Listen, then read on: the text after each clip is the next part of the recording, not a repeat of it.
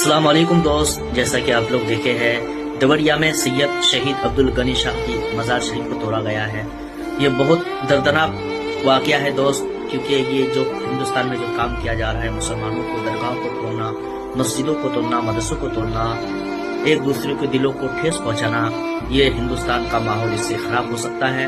लेकिन मेरी गुजारिश है कि इस मजार शरीफ को दोबारा से बनाया जाए ताकि हिंदुस्तान का माहौल खराब ना हो, क्योंकि ये हिंदुस्तान अमन और शांति का पैगाम देता है।